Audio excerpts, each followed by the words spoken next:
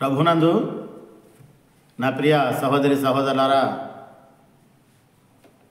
ప్రభు అయిన యేసు క్రీస్తు వారి దివ్యమైన మనోహరమైన శ్రేష్టమైన పరిశుద్ధమైన నామములో మీ అందరికీ హృదయపూర్వక వందనాలు తెలియజేస్తున్నాను. దేవుడు తన అపారమైనటువంటి కృపలో మిమ్మలను మీ కుటుంబాలను నిలిపి నిండార్లుగా దీవించి ఆశీర్వదించునుగాక. దేవుని మహాకృపను బట్టి మరొక పర్యాయం ఈ రీతిగా మీ ఎదుటికి రావడానికి దేవుడు చూపించినటువంటి కృప కొరకై దేవునికి సాగిలపడి కృతజ్ఞతాస్తుతులు చెల్లిస్తూ కొన్ని మాటలు లేఖనములో నుండి మనందరి కొరకు ధ్యానించడానికి నేను ఇష్టపడుతూ ఉన్నాను. ఈరోజు ధ్యానము కొరకై యాకోబు పత్రిక, యాకోబు వ్రాసిన పత్రిక 5వ అధ్యాయము 13వ వచనం నుండి 18వ వచనం వరకు నేను చదువుతున్నాను. దయచేసి శ్రద్ధగా వినాలని ప్రేమతో మీకు మనవి చేస్తున్నాను. యాకోబు వ్రాసిన పత్రిక 5వ అధ్యాయము 13వ వచనం నుండి 18వ వచనం వరకు నేను చదువుతూ ఉండగా మీరందరూ ఆ మాటలను గమనిస్తూ ఉంటారని నేను ఆశిస్తున్నాను. మీలో ఎవరికైనాను శ్రమ కలిగిన అతడు ప్రార్థన చేయవలెను. ఎవరికైనాను సంతోషము కలిగిన అతడు కీర్తనలు పాడవలెను. మీలో ఎవడైనాను రోగి అయి ఉన్నాడా? అతడు సంఘపు పెద్దలను పిలిపింపవలెను. వారు ప్రభువు నామమున అతనికి నూనె రాచి అతని కొరకు ప్రార్థన చేయవలెను. విశ్వాస సహితమైన ప్రార్థన ఆ రోగిని స్వస్థపరచును. ప్రభువు అతని లేపును. అతడు పాపములు చేసిన వాడైతే పాప క్షమాపణ నందును. మీ పాపములను ఒకరితోనొకడు ఒప్పుకొనిడి, మీరు స్వస్థత పొందినట్లు ఒకరి కొరకు ఒకడు ప్రార్థన చేయుడి. నీతిమంతుని విజ్ఞాపన మనఃపూర్వకమైనదై బహుబలమగలదై ఉండును. ఏలియా మన వంటి స్వభావము గల మనుష్యుడే. వర్షింపకుండానట్లు అతడు ఆసక్తితో ప్రార్థన చేయగా 3.5 సంవత్సరముల వరకు భూమి మీద వర్షింపలేదు. అతడు మరలా ప్రార్థన చేయగా ఆకాశము వర్షమిచ్చెను, భూమి తన ఫలము ఇచ్చెను. చిన్న ప్రార్థన చేద్దాం. పరిశుద్ధులకు దేవా, మీ పరిశుద్ధ నామానికి స్తుతులు స్తోత్రాలు చెల్లిస్తున్నాను. ఈ సమయంలో నీ పాదాలకు సాగిలపడి నీ కృపావర్షము నా మీద మా మీద కుమ్మరించబడుటకు గాను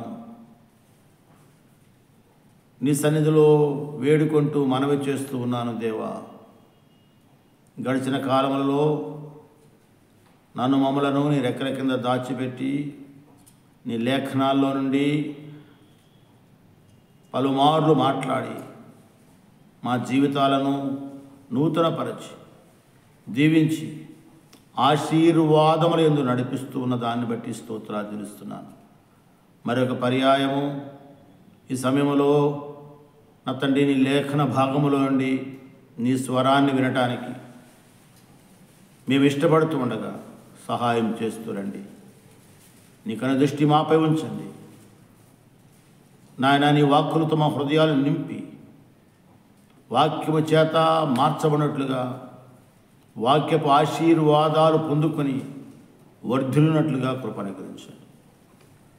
నీ చిత్తాన్ని, నీ మనస్సును, నీ ఆలోచనలను, నీ హృదయాన్ని, నీ ప్రణాళికలను, నీ సంకల్పాలను ఎరిగిన వారమై ఈ భూలోకములో జీవించినట్లుగా కృప అనుగ్రహించండి. మహిమ, ఘనత, ప్రభావం మీకే ఆరాధిస్తూ యేసుక్రీస్తు వారి పరిశుద్ధమైన నామములో స్తుతించి ప్రార్థిస్తూ ఉన్నాను పరమ తండ్రి, ఆమేన్. ప్రభునందు ప్రియులారా, యాకోబు భక్తుడు దేవుని ప్రజలకు రాస్తున్నటువంటి కొన్ని అమూల్యమైన మాటలు మనం ఇక్కడ చదువుకుంటూ ఉన్నాం. ప్రియులారా, గమనించండి, మానవ జీవితంలో ఎన్నో కష్టతరమైనటువంటి శ్రమతో కూడుకున్న, వేదనలతో కూడుకున్న, బాధలతో కూడుకున్న, కలవరాలతో కూడుకున్న పరిస్థితులు తప్పనిసరిగా ఎదురవుతాయి. మానవ జీవితం అంటేనే సుఖ దుఃఖాల మిళితం. మానవ జీవితంలో ఆనందం ఉంటుంది, దుఃఖం ఉంటుంది. మానవ జీవితంలో ఆశీర్వాదములు ఉంటాయి, అలాగే కొన్నిసార్లు నష్టాలు గుండా ప్రయాణం చేసే పరిస్థితులు వస్తాయి. నా ప్రియ సహోదరి సహోదరులారా, ఇక్కడ మనం చదివినటువంటి వాక్య భాగాన్ని మనం గమనించినట్లయితే యాకోబు భక్తుడు ఏమంటున్నాడు? 12వ వచనం మొదటి లైన్లో ఒక మాట మనం జ్ఞాపకం చేసుకుందాం. నా సహోదరులారా అని అంటూ ఉన్నాడు. నా సహోదరులారా.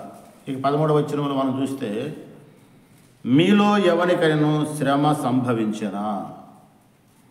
శ్రమ అనే మాట అఫ్లిక్టెడ్ అనే ఇంగ్లీష్ పదము నుండి తర్జుమా చేయబడింది. అఫ్లిక్టెడ్ అంటే శ్రమ, బాధ, కష్టము, వేదన, ఇలాంటి అర్థాలు అఫ్లిక్టెడ్ అనే ఆ మాటకు మనకి కనిపిస్తూ ఉంటాయి. అలాగే అఫ్లిక్టెడ్ అనే ఆ మాటకి మరొక పర్యాయ పదం ఇంగ్లీష్లోనే మనకి కనపడుతూ ఉంటుంది, డిఫికల్ట్ ఆర్ డిఫికల్టీస్. మానవ జీవితంలో కొన్ని సమయాలు డిఫికల్ట్స్ అనేవి వెంటాడుతూ ఉంటాయి, ఎదురుతూ ఉంటాయి. ఈ డిఫికల్ట్స్ ద్వారా మనం ప్రయాణం చేస్తూ ఉండాల్సినటువంటి పరిస్థితి మనకి ఎదురవుతూ ఉంటుంది. గమనిద్దాం, difficulties, the season of difficulties, the times of difficulties. అంటే శ్రమ దినములు, శ్రమకాలము. ఈ సీజన్ అనేది, ఈ డిఫికల్టీస్ సీజన్ అనేది, శ్రమకాలం అనేది మానవ జీవితంలో ఎల్లప్పుడూ ఉండేది కాదు. అయినప్పటికీ మానవ జీవితంలో డిఫికల్టీస్ అనేది తప్పనిసరి. శ్రమ అనేది మానవ జీవితంలో ఎదురయ్యే తప్పనిసరి పరిస్థితులు. కష్టము అనేది, దుఃఖము అనేది, వేదన అనేది, కలవరం అనేది, చింత అనేది, వ్యాకులం అనేది, కన్నీరు అనేది, పేదరికం అనేది, దారిద్ర్యం అనేది మానవ జీవితంలో ఎదురయ్యే డిఫికల్టీస్, తప్పనిసరి పరిస్థితులు ఇవి. కానీ ఇలాంటి పరిస్థితుల్లో పరిశుద్ధ గ్రంథమైన బైబిల్లో రాయబడినటువంటి లేఖనాలలో మనం గమనిస్తే లేఖనం ఏం చెబుతుంది, బైబిల్ ఏం చెబుతూ ఉంది, వాక్యములో దేవుడు దాని గురించి ఏమి రాసి ఉన్నాడు అనే దాని గురించి మనం ఇక్కడ ధ్యానం చేస్తున్నాం. మీలో ఎవరికైనా శ్రమ కలిగినా అతడు ప్రార్థన చేయవలెను. ఎవరు ప్రార్థన చేయాలి? డిఫికల్టీస్ అనే త్రోవలో, డిఫికల్టీస్ అనగా శ్రమ మార్గములో, బాధకరమైనటువంటి అనుభవంలో ప్రయాణం చేస్తున్న వారు ప్రార్థన చేయాలి. శ్రమ అనేదే సహజంగా అది మనిషికి ఇబ్బంది కలిగించేది, బాధ కలిగించేది. శ్రమ అనేదే కొంచెం కష్టతరమైనటువంటి పరిస్థితి. కానీ దేవుడు ఏం చెప్తున్నాడు? మీలో ఎవరికైనా శ్రమ కలిగిన difficulties of season of difficulties, times of difficulties మీ జీవితంలో ఎదురైనప్పుడు మీరు డిఫికల్ట్ సిచ్యువేషన్లో కండిషన్స్ ఉన్నారు, ఓకే. కానీ దేవుని వాక్యం ఏమి సెలవిస్తూ ఉంది? ఆ సమయంలో ప్రార్థించాలి, ఆ వ్యక్తి ప్రార్థన చేయాలి, ఆ సమయంలో ప్రార్థన చేయాలి, ఆ వ్యక్తి ప్రార్థన చేయాలి అని ఇక్కడ లేఖనము స్పష్టంగా తెలియజేయబడతా ఉంది. So this is the condition of God. శ్రమలో ప్రయాణం చేస్తున్న వారికి, కష్టంలో ప్రయాణం చేస్తున్న వారికి, ఇబ్బందులు అనే మార్గంలో ప్రయాణం చేస్తున్నటువంటి వారికి దేర్ ఇస్ ఎ కండిషన్. ఏంటి? ప్రార్థన అనేదే ఒక కండిషన్. దేవుని ప్రజలకు దేవుడు భూలోకములో చాలా రకమైనటువంటి కండిషన్స్ ఇచ్చాడు. ఆ కండిషన్స్లో ప్రధానమైనది, ప్రాముఖ్యమైనది, మొదటి స్థానంలో ఉండేది ప్రార్థన అనే ఒక కండిషన్. ప్రార్థన అంటే ఏంటి? ఇక్కడ ఈ పరిధిలో, ఈ లేఖన భాగాల్లో మనం గమనించినట్లయితే ప్రార్థన అనే దానికి చాలా రకాలైనటువంటి నిర్వచనాలు బైబిల్ గ్రంథంలో మనకి కనిపించినప్పటికీ ఇక్కడ ప్రార్థన అని అంటే దేవుని మీద ఆనుకొనుట అని అర్థం. దేవుని భుజముల మీద ఒదిగిపోవుట అని అర్థం. సరెండర్డ్ అనే మాట ఇంగ్లీష్లో మనకు కనబడుతూ ఉంటుంది. సరెండర్ అయిపోవటం అంటే సంపూర్ణంగా దేవుని మీద ఆనుకోవటం, దేవుని అధికారంలోనికి వెళ్ళిపోవటం, దేవుని నాయకత్వంలోనికి వెళ్ళిపోవటం, దేవుని నడిపింపులోనికి వెళ్ళిపోవటమే ప్రార్థన. ప్రార్థన అంటే దేవుని మీద ఆనుకునుట. ప్రార్థన అంటే దేవుని మీద సంపూర్ణముగా ఒదిగిపోవుట. ప్రార్థన అంటే దేవుని నడిపింపుకు సంపూర్ణంగా అప్పగించుకునుట అని నిర్వచనాలు, భావాలు లేఖనాల్లో మనకి కనిపిస్తూ ఉంటాయి. సో కనుక శ్రమ కలిగిన వాడు ఏం చేయాలి? ప్రార్థన చేయాలి అనే మాట మనం చూస్తూ ఉన్నాం. సో కనుక ప్రియమైనటువంటి దేవుని బిడ్డలారా, అలా అంత మాత్రమే కాదు, మీలో ఎవరికైనాను సంతోషము కలిగిన అతడు కీర్తనలు పాడవలెను.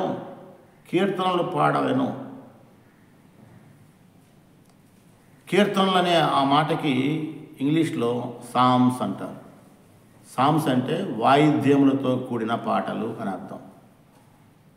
సామ్స్ అంటే వాయిద్యములతో కూడినటువంటి ప్రార్థనలు, లేక వాయిద్యములతో కూడినటువంటి పాటలు అని మనం గమనించబద్దులమే ఉన్నాం. సంతోషం కలిగిన వాడు ఏం చేయాలి? కీర్తనలు పాడాలి. ఇక 14వ వచనం, మీలో ఎవడైనను రోగి అయి ఉన్నాడా? అతడు సంఘపు పెద్దలను పిలిపింపవలెను. వారు ప్రభువు నామమున అతనికి నూనె రాచి అతని కొరకు ప్రార్థన చేయవలెను. ఎవరికైనా అంటే సంఘములో, సహోదరులలో ఎవరికైనా రోగం వస్తే, వ్యాధి వస్తే అతడు సంఘ పెద్దలను పిలిపింపవలెను. సంఘ పెద్దలు అంటే 7 సంఘ పెద్దలు కాదు. అపోస్తలుల కార్యం 6వ అధ్యాయంలో ఉన్నట్లుగా ఆ 7 సంఘ పెద్దలు కాదు. అసలు ఆ 7 సంఘ పెద్దలు అంటే బైబిల్లో మనకి ఎక్కడ రాయబడలేదు. సో ప్రియమైనటువంటి దేవుని ప్రజలారా, సంఘ పెద్దలు అంటే దేవుని పని కొరకు, దేవుని రాజ్య విస్తరణ కొరకు ఎన్నిక చేయబడిన, పిలువబడిన, ప్రతిష్ఠించబడిన, అభిషేకించబడిన, నాయకత్వపు బాధ్యతలు కలిగినటువంటి వ్యక్తులు సంఘ నాయకులు అనే విషయాన్ని మీరు గుర్తుపెట్టుకోవాల్సిన అవసరం ఉంది. సో గృహ నిర్వాహకులు అనే మాట కూడా సరి అయిందే ఈ సమయంలో. స్టీవర్షిప్, గృహ నిర్వాహకులు. సంఘంలో గృహ నిర్వాహకులు ప్రత్యేకమైనటువంటి క్యాడర్, కలిగినటువంటి వారు. సో కనుక ప్రియమైనటువంటి దేవుని బిడ్డలారా, వీరిని పిలిపించాలంటున్నాడు. మీలో ఎవరికైనానో లేక ఎవడైనానో రోగి అయినా వాడు సంఘపు పెద్దలను పిలిపింపవలను, వారి నూనె రాసి ప్రార్థన చేయాలి. నూనెలో స్వస్థత లేదు, కానీ దేవుడు ఒక సింబాలిక్ సిస్టాన్ని అక్కడ మనకు పరిచయం చేస్తున్నాడు. దేవుని ప్రజలు ప్రార్థన, రోగుల కొరకు ప్రార్థన చేసేటప్పుడు నూనె రాసి ప్రార్థన చేయాలి అనే ఒక నియమం ఉంది. నూనె రాయాల్సింది పెద్దలు, ప్రార్థన చేయాల్సింది పెద్దలు, స్వస్థపరిచేది దేవుడు. బైబిల్కి మనం చూస్తాం. బైబిల్లో మనకి ప్రత్యక్షమైనటువంటి దేవుని గురించి మనకి కనబడే ఒక అమూల్యమైన మాట ఏంటంటే, ఆయన ప్రార్థన ఆలకించే దేవుడు. 65వ కీర్తన 2వ వచనంలో మనం చూస్తాం, ఆయన ప్రార్థన ఆలకించే దేవుడు. సో ఇన్ని కోట్ల మంది యేసు ప్రభు వారి రక్షకుడుగా అంగీకరించారు, యేసు ప్రభువుని వెంబడిస్తున్నారు. యేసు ప్రభు వారి కోసం ప్రాణం పెట్టడానికైనా వెనకన్నటువంటి వారుగా ఉండటానికి కారణం ఏంటంటే, ఆయన ప్రార్థన ఆలకించేవాడు, ఆయన సజీవుడు. ఆయన మరణము కంటే బలమైనది ఏంటి? బైబిల్ చెబుతా ఉంది, మరణము కంటే బలమైనది మరొకటి లేదు. ఆ మరణపు ముళ్ళును, ఆ మరణపు బంధకాలను, ఆ మరణపు కట్లను, ఆ మరణపు సంఖ్యలను తెంపినవాడు ఈ విశ్వములో ఒకే ఒక వ్యక్తి, ఆయనే ప్రభు అయిన మెస్సియా, ప్రభు అయిన యేసుక్రీస్తు. సో కనుక ఆయన సజీవుడు, మరణాన్ని జయించినవాడు, సమాధిని ఖాళీ చేసినవాడు. ఆ సజీవుడకు దేవుడు మన ప్రార్థనలు ఆలకించడానికి ఎల్లప్పుడూ సిద్ధంగా ఉండే దేవుడు. ప్రార్థన అంటే దేవుని మీద ఆధారపడుట, దేవుని మీద ఆనుకోవట. ఎవరైతే దేవుని మీద ఆనుకోవటానికి కష్టకాలం ఉందే, శ్రమ కలిగినప్పుడే, రోగం కలిగినప్పుడే, బాధ కలిగినప్పుడే, ఇబ్బందులు ఎదురైనప్పుడే, అననుకూలమైనటువంటి పరిస్థితుల్లోనే ప్రార్థన చేయడానికి నువ్వు మోకరించగలిగితే, ప్రార్థించడం ద్వారా నువ్వు దేవుని పాదాల మీద పడగలిగితే, బైబిల్ చెబుతూ ఉంది, దేవుని హస్తం నీ జీవితంలో పనిచేయడం ప్రారంభమవుతుంది. దేవుని అద్భుత హస్తం, దేవుని అభిషేకపు హస్తం, దేవుని మహిమ కలిగినటువంటి హస్తం నీ జీవితంలో, నీ కుటుంబంలో, నీ పరిచర్యలో, నీ బ్రతుకులో పనిచేయడం ప్రారంభం చేస్తుంది. దేవుడు మన జీవితంలో పనిచేయడం ప్రారంభిస్తే ఇక మనకి ఏది కొదువా? ఆనందం కొదువా? సంతోషం కొదువా? ఆరోగ్యం కొదువా? ఆశీర్వాదం కొదువా? దీవెన కొదువా? ఏది కొదువా? బైబిల్ చెబుతూ ఉంది, తను ప్రార్థన చేయవారందరికీ, రోమియోలకు రాసిన పత్రిక 12వ అధ్యాయం 10వ వచనంలో ఈ మాట కనబడుతూ ఉంటుంది. తనకు ప్రార్థన చేయవారందరికీ, ఆ మాట కూడా నేను చదువుతాను. కృప చూపించడానికి ఆయన ఐశ్వర్యవంతుడు అనే మాట మనకి లేఖనాల్లో స్పష్టంగా కనబడుతూ ఉంటుంది. అపోస్తలుడైన పౌలు రోమీలకు రాసినటువంటి పత్రిక 10వ అధ్యాయము 12వ వచనం, 10వ అధ్యాయం 12వ వచనం, యూదుడని గ్రీసు దేశస్థుడని భేదము లేదు, ఒక్క ప్రభువే అందరికీ ప్రభువై ఉండి తనకు ప్రార్థన చేయవారందరి ఎడల కృప చూపుటకు ఐశ్వర్యవంతుడై ఉన్నాడు. రోమా 10:12. తనకు ప్రార్థన చేయవారందరి ఎడల కృప చూపుటకు ఐశ్వర్యవంతుడై ఉన్నాడు. కృప చూపించే దేవుడు. ప్రార్థన చేసేవారికి కృప చూపిస్తాడు, ప్రార్థన చేయవారి ఎడల కనికరం చూపిస్తాడు. అసలు యేసు ప్రభువు వారే ఈ లోకంలో మానవుడిగా ప్రార్థనా జీవితాన్ని, ప్రార్థనా అనుభవాన్ని ఖచ్చితంగా కలిగి ఉన్నాడు. ప్రార్థన ద్వారా మనం దేవుని సింహాసనం దగ్గరికి వెళ్ళగలుగుతాం. ప్రార్థన ద్వారా దేవుని శక్తి, దేవుని జీవం మనలో పనిచేయడం ప్రారంభం చేస్తుంది. సో కనుక ప్రియమైనటువంటి ఏరియా కూడా అక్కడ మనం చూస్తాము. యాకోబు పత్రిక 5వ అధ్యాయం మనం చదువుకున్నాం కదా, ఆ భాగంలో కూడా యాకోబు ఏమంటాడంటే ఏలియాని జ్ఞాపకం చేస్తాడు. అగ్ని ప్రవక్త, ఆయన అగ్ని ప్రవక్త, గొప్ప ప్రార్థనా పరుడు. గొప్ప ప్రార్థనాపరుడు. బైబిల్ కొంతమంది మీకు జ్ఞాపకం చేస్తున్న సందర్భంలో గొప్ప భక్తులుగా పిలువబడిన వారందరూ ప్రార్థనాపరులే. అబ్రహాము కంటే ముందు మనం చూస్తూ ఉంటాం, చాలామంది భక్తులు ప్రార్థనాపరులుగా ఉన్నారు. అబ్రహాము ప్రార్థనాపరుడుగా ఉన్నాడు. అబ్రహాము తర్వాత మోషే ప్రార్థనాపరుడుగా ఉన్నాడు. మోషే తర్వాత నేనంటాను పాత నిబంధన మెస్సియా. ఈ మాట ఎవరు అభ్యంతరపడాల్సిన అవసరం లేదు, జస్ట్ మనం అర్థం చేసుకోవడానికి పలుకుతున్న మాట. దావీదు మహారాజు గొప్ప ప్రార్థనాపరుడు. అతని లైఫే ప్రార్థనతో మిళితమై పెనవేయబడినటువంటి పరిస్థితి. అలాగే మనం చూస్తూ ఉన్నాం ప్రభువైన యేసుక్రీస్తు వారు, అపోస్తలుడైన పౌలు, ఇలాగ ఆది సంఘం, వీళ్ళంతా ప్రేయర్ రిలేటెడ్ భక్తులు.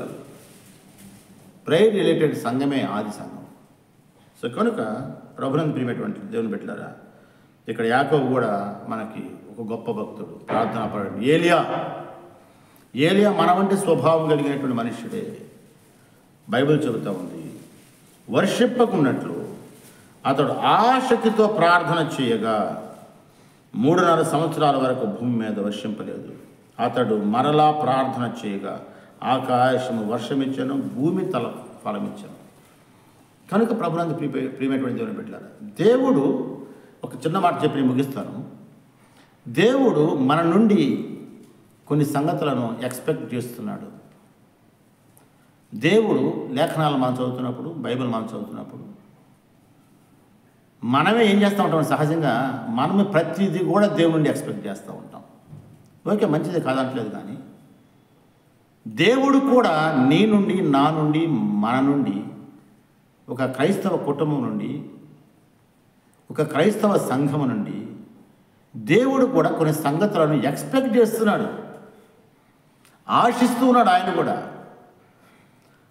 ఆయన మన నుండి ఎక్స్పెక్ట్ చేసే సంగతులలో మొదటి స్థానంలో ఉంది ఏంటి అని అంటే, నేను లేఖనములను గమనించినంత వరకు, పరిశీలించినంత వరకు, ధ్యానించినంత వరకు, చదివినంత వరకు నాకు ఆయన మానవుల నుండి, భక్తుల నుండి, తన ప్రజల నుండి, తన వారి నుండి కొన్ని ఎక్స్పెక్టేషన్స్ కలిగి ఉన్నాడు. ఆ ఎక్స్పెక్టేషన్స్లో మొట్టమొదటి తన ప్రజలు రక్షించబడేటువంటి, విమోచించబడి పాప క్షమాపణ పొంది ఆయన రక్తంలో కడగబడి ఆయన అడుగుజాడలో నడుస్తున్నటువంటి వారి నుండి ఆయన ఎక్స్పెక్ట్ చేస్తున్నటువంటి సంగతులు ఏంటంటే, దాంట్లో మొట్టమొదటి ప్రార్థన.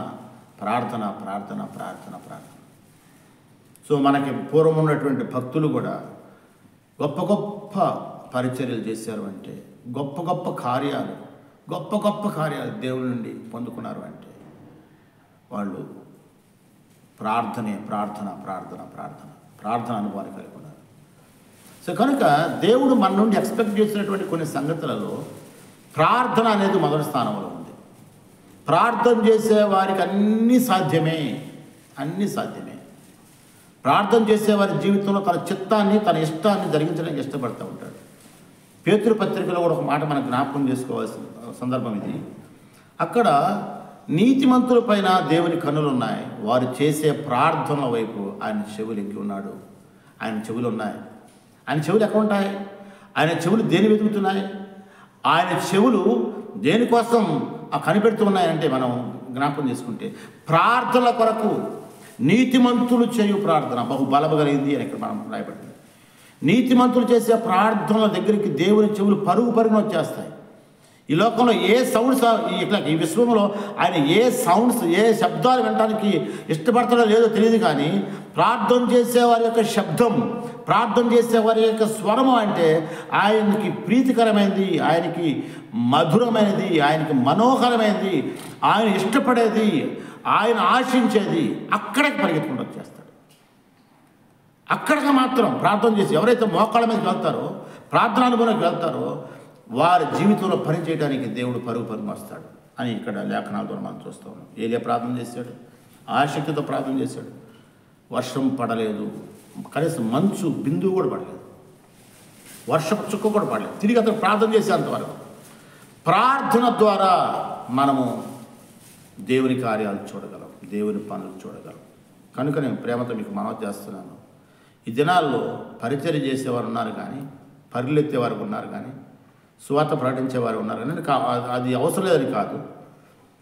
లేకపోతే భోజనాలు వండి పెట్టేవాళ్ళు ఉన్నారు కానీ, కానుకలు ఇచ్చేవాళ్ళు ఉన్నారు కానీ, పాటలు పాడేవాళ్ళు ఉన్నారు కానీ, ప్రసంగాలు చేసేవాళ్ళు ఉన్నారు కానీ, అసలు ప్రార్థన చేసేవారు ఎక్కడ?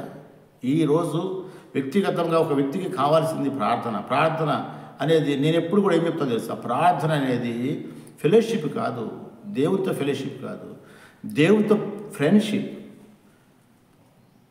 ఫ్రెండ్షిప్ అనేది ఫెలోషిప్ కంటే శ్రేష్టమైనది. ఫ్రెండ్షిప్లో నుంచి పుట్టిందే ఫెలోషిప్. ముందు ఫ్రెండ్షిప్, తర్వాత ఫెలోషిప్. సో కనుక ప్రార్థన అనేది ఫ్రెండ్షిప్ అన్నమాట.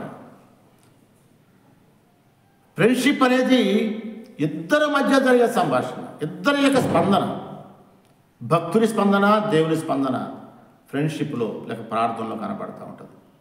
కనుక నా ప్రియ సహోదరి సహోదరులారా, ఈ దినాల్లో ప్రార్థన చేసేవారు ఎక్కడా? ప్రార్థన చేసేవారు ఎక్కడా? కనుక ఈ లేఖనాల ద్వారా నేను మీకు మనవి చేస్తున్నాను, మీలో ఎవరికైనా శ్రమ కలిగిన అతడు ప్రార్థన చేయవలను, ఎవరికైనా సంతోషం కలిగిన అతడు పాటలు పాడవలను. మీలో ఎవడైనా రోగి ఉన్నాడా? అతడు సంఘపు పెద్దలను పిలువనపవలను. వారు ప్రభునామమున అతనికి నూనె రాసి అతని కొరకు ప్రార్థన చేయవలను. కనుక నా ప్రియ సహోదరి సహోదరులారా, ప్రార్థన చేసేవారు అంటే దేవునికి ప్రియమైనటువంటి వారు. ప్రార్థన చేసేవారితో దేవుడు స్నేహం చేయడానికి ఇష్టపడేవాడుగా ఉన్నాడు. ప్రార్థన చేసేవారికి దేవుడు సమీపంగా ఉన్నాడు. ప్రార్థన చేసేవారి యొక్క జీవితాలను నింపేవాడిగా ఉన్నాడు. ప్రార్థన చేసేవారి జీవితాలను వాడుకునేవాడిగా ఉన్నాడు. ప్రార్థన చేసేవారి యొక్క ఆ కుటుంబాలలో దేవుడు తన కృపను సమృద్ధిగా ఉంచడానికి ఇష్టపడుతున్నాడు. ప్రార్థన చేయవారికి కొదువైంది ఏది ఉండదు. నువ్వు ప్రార్థన చేసేవా, ప్రార్థన చేస్తున్నావా, అది ఏది కొద్దు, అది ఏదైనా కాదు, భౌతిక సంబంధమైన దీవెనే కానీ, పరలోక సంబంధమైన ఆశీర్వాదమే కానీ నీకు కొదువు కాదు. తన చిత్తం, తన ఇష్టం నీ జీవితం నెరవేర్చడానికి దేవుడు నువ్వు ప్రార్థన చేసేవాడిగా ఉండాలి, ప్రార్థన చేసేదానిగా ఉండాలని దేవుడు కోరుతూ ఉన్నాడు. సో కనుక నా ప్రియ సహోదరి సహోదరులారా, ఈ మాటల ద్వారా మీరు ఆధ్యాత్మికంగా మేలుకొల్పబడతారని, తిరిగి పోగొట్టినటువంటి ప్రార్థనా జీవితాన్ని, దేవుని సహవాసాన్ని మీరు కలిగి ఉంటారని, దేవునితో ప్రార్థనా సహవాసం కలిగి ఉండడం ద్వారా దేవుని కార్యాలు, నేను చెప్తున్నాను, నువ్వు ప్రార్థన చేయకపోతే దేవుడు నీ కొరకు సిద్ధపరిచినటువంటి కొన్ని వేల సంగతులను, కొన్ని లక్షల సంగతులను నువ్వు లాస్ అవుతావు. నువ్వు ప్రార్థన చేసేవాడుగా ఉంటే తిరిగి సమస్తమును దేవుడు సమకూర్చి నీ హృదయాన్ని ఆనందింపజేసేవాడుగా ఉంటాడు. నీకు సంతోషం అనే మాట కాదు కానీ ఆనందింపజేసేవాడుగా ఉంటాడు. ప్రభు మనందరిని దీవించునుగాక. ప్రేమ కలిగిన తండ్రి, పరిశుద్ధులకు దేవ, మీ పరిశుద్ధ పాదములు కొందనాలు స్తోత్రాలు తెలుస్తున్నాను. యాకోబు పత్రిక 5వ అధ్యాయం 13 నుంచి 18 వచనాల వరకు ఉన్నటువంటి ఆ మాటల్లో 1-2 సంగతులు మేము ప్రభువా మరి నీ రెక్కల కింద ఉండి నీ వాక్య వెలుగులో మేము ధ్యానం చేయడానికి సహాయపడిన దాన్ని బట్టి స్తోత్రాలు తెలుస్తున్నాను. మేము ప్రార్థన చేసేవారిగా ఉండాలని మా నుండి ప్రార్థనను ఎక్స్పెక్ట్ చేస్తున్నాం. ప్రార్థన చేసేవారి జీవితంలో నీ హస్తం పనిచేస్తుంది, నీ శక్తి పనిచేస్తుంది, నీ జీవం పనిచేస్తుంది, నీ ప్రభావం పనిచేస్తుంది. ప్రార్థన చేసేవారి జీవితంలో ప్రభువా అయా నువ్వు నీ ఇష్టాన్ని నెరవేర్చేవాడిగా ఉన్నావు. ప్రార్థన చేసేవారిని బట్టి నువ్వు సంతోషించేవాడిగా ఉన్నావు, ఆనందించేవాడిగా ఉన్నావు. ప్రభు చూపించావు మా బ్రతుకులలో, మా కుటుంబాలలో, పరిచర్యల్లో ప్రార్థన వాతావరణం అనేది గంటల కొరకు ప్రభువా మీలాగా భూలోకంలో మీరు ఉన్నప్పుడు ఈ విధంగా ప్రార్థన అనుభవం కలిగి ఉన్నారు. మహారోదనముతో కన్నీటితోనూ నువ్వే విధంగా అయితే ప్రార్థన చేసేవా అలాంటి ప్రార్థన అనుభవాన్ని మాకు దయచేయి. మహిమ ఘనత ప్రభావం మీకే ఆరోపిస్తాం. ఈ వర్తమానం విన్న వారందరినీ చెయ్యెత్తి దీవించాను. వారి కష్టాలను, బాధలను, ఇరుకులను, ఇబ్బందులను, శ్రమలను, ప్రభు శోధనలను, వ్యాధులను, కలవరములను, కన్నీటిని ప్రభువా మన తండ్రి నిరాశ నిస్పృహ నుంచి విడిపించి నాయన వారి బ్రతుకులను కట్టి, వారి కుటుంబాలను కట్టి, ప్రభు నిరుద్యోగ సమస్య తొలగించి ప్రభువా మన తండ్రి నాయన రక్షణ లేని వారికి రక్షణ భాగ్యం, పాపక్షమాపణ లేని వారికి పాపక్షమాపణ, మారు మనసు నాయన ప్రతి వారికి దయచేసి నిత్య జీవం కొరకు తమను తాము వాక్య వెలుగులో సిద్ధపరచుకునే వారిగా దీవించమని మహిమ ఘనత ప్రభావం మీకే ఆరోపిస్తూ యేసుక్రీస్తు వారి నామమున స్తుతించి ప్రార్థన చేస్తున్నాను పరమ తండ్రి. ఆమేన్. మీ అందరికీ వందనాలు. దేవుడు మిమ్మల్ని నిండాలుగా దీవించును గాక.